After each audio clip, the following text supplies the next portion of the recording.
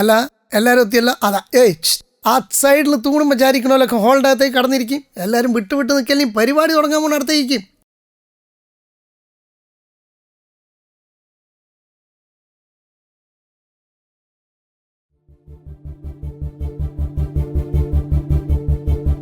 തിന്നണ കാര്യത്തിലായാലും വിളമ്പണ കാര്യത്തിലായാലും നമ്മളെ കോഴിക്കോട്ടുകാരെ കഴിച്ചേ മറ്റാരും ഉള്ളൂ.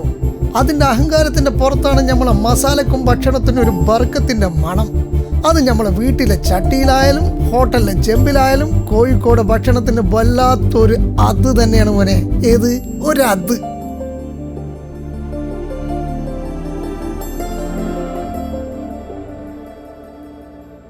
എവിടുന്ന് വന്നവരായാലും ശരി, നമ്മൾ മനസ്സറിഞ്ഞ് വിളമ്പി കൊടുക്കുമ്പോൾ ഓരോ മുഖത്തുണ്ടാവുന്ന തെളിച്ചമുണ്ടല്ലോ, അത് കാണുമ്പോൾ നമ്മളെ മനസ്സും വയറും അങ്ങോട്ട് നിറയും. എത്രങ്ങാനും ഹോട്ടലുകളുണ്ട് നമ്മളെ കോഴിക്കോട്ട്. ഏത് ഹോട്ടലിൽ നിന്ന് ഇറങ്ങുമ്പോഴും ചിരിച്ച മുഖത്തോടെ ഇറങ്ങുന്നവരെയാണ് നമ്മൾ കാണാറ്.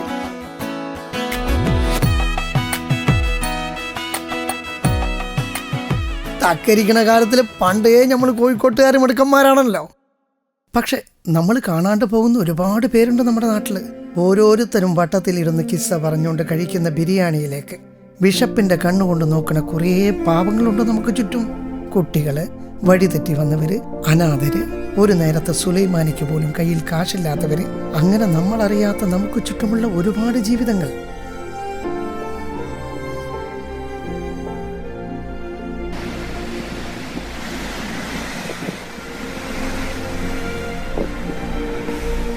ഈൻ്റെ ഇടക്ക് സുഖമുള്ള ഏമ്പൊക്കെ ഇട്ട് ഓരെ കാണുമ്പോൾ ബാക്കി കിട്ടിയ ചില്ലറ മാത്രം കൊടുക്കണ പരിപാടി നമ്മളെ കോഴിക്കോട്ടുകാർക്ക് ചേരൂല കേട്ടോ.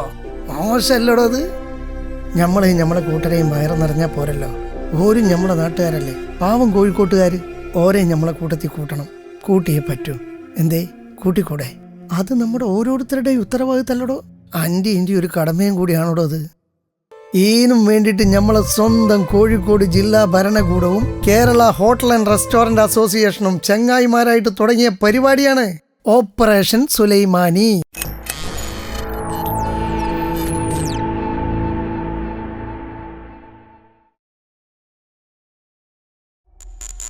വയറ് കാലിയായി കിടക്കുന്ന ഒരൊറ്റ കുട്ടി പോലും ഇനി കോഴിക്കോട്ട് അങ്ങാടിയിൽ ഉണ്ടാകാൻ പാടില്ല.